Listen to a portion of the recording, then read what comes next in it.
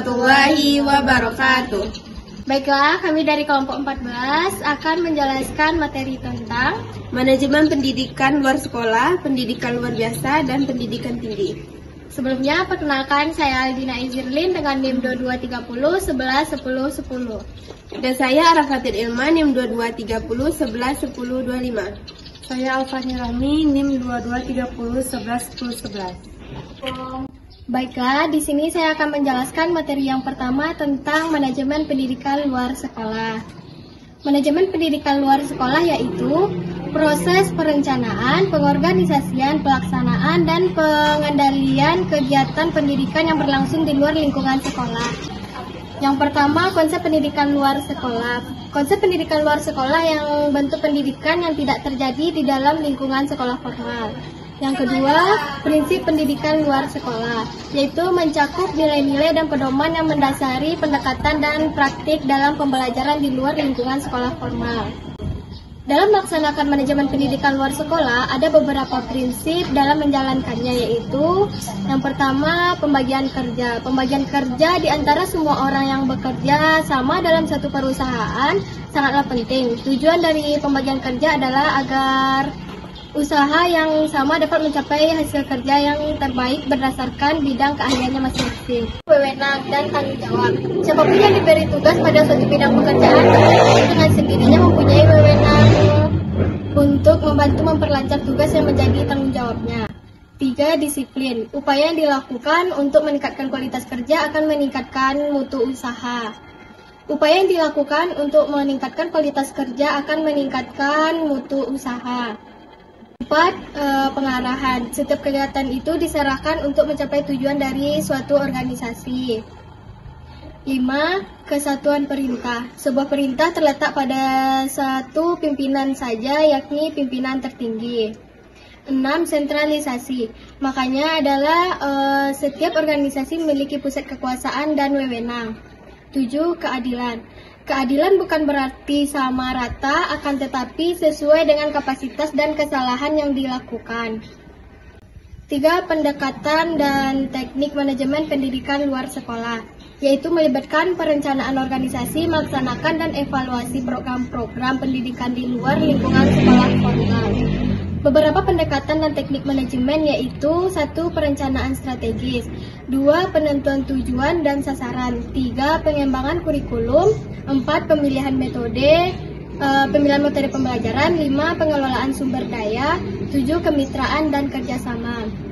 Pendekatan dan teknik manajemen ini membantu memastikan bahwa program pendidikan luar sekolah dapat dijalankan dengan efisien, mencapai tujuan pembelajaran, dan memberikan manfaat bagi peserta. Materi penjelasan dari saya, sekian, terima kasih. Baiklah, saya akan melanjutkan poin B, yaitu manajemen pendidikan adalah suatu penataan bidang garapan pendidikan yang dilakukan melalui aktivitas perencanaan, peorganisasian yang dilakukan secara terstruktur agar mencapai tujuan yang diinginkan. Pada intinya, manajemen yaitu manajemen sekolah pelaksanaan pembelajaran bagi anak yang berkebutuhan khusus. Prinsip-prinsip manajemen pendidikan luar biasa, yaitu tidak menolak orang memiliki kebutuhan khusus. Yang kedua, tidak melakukan pembatasan terhadap lingkungan orang-orang yang berkebutuhan khusus. Yang ketiga, tidak melakukan diskriminatif dan evaluasi terhadap orang-orang yang berkebutuhan khusus. Yang keempat, sesuai dengan edukasi publik dan gratis. Yang kelima, memberikan pelindungan berupa keamanan kepada orang-orang yang berkebutuhan khusus. Yang ketiga, pendekatan dan teknik manajemen pendidikan luar biasa. Pendekatan dan teknik dalam pendidikan luar biasa dilakukan dengan cara mengajak anak tersebut untuk berkomunikasi agar tidak malu dan dapat menumbuhkan rasa percaya diri si anak, melakukan analisis tugas pada mereka dan berinteraksi secara langsung agar anak bisa berinteraksi dengan selayaknya dengan teman-temannya lain. Sekian dari saya, terima kasih. Baiklah, saya akan membacakan poin C, yaitu manajemen pendidikan tinggi. Pertama, konsep manajemen pendidikan tinggi. Pendidikan tinggi merupakan suatu jenjang pendidikan setelah pendidikan menengah, seperti diploma, sarjana, dan magister. Spesialis dan doktor yang dilakukan pada perguruan tinggi. Kebijakan dalam perguruan tinggi tergantung kepada perguruan tinggi yang mengelola lembaga tersebut. Yang kedua, prinsip manajemen pendidikan tinggi.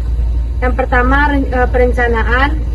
Yang kedua, perorganisasian. Ketiga, pergerakan. Keempat, pengawasan. Terus sama dengan pendapat yang diberikan Melendi, menurut Idrajit dan Joko Pranto, ada beberapa aplikasi fungsi manajemen umum dalam manajemen perguruan tinggi, yaitu perencanaan, perorganisasian, pergerakan, dan pengawasan. Yang ketiga, pendekatan dan teknik manajemen pendidikan. Yang pertama ada pendekatan kebutuhan sosial, kedua pendekatan ketenaga kerjaan, ketiga pendekatan keaktifan biaya, keempat pendekatan integratif. Sekian dari saya, terima kasih. Baiklah, cukup sekian materi dari kami ucapkan. Terima kasih. Semoga bermanfaat. Assalamualaikum warahmatullahi wabarakatuh. Just on the line, you know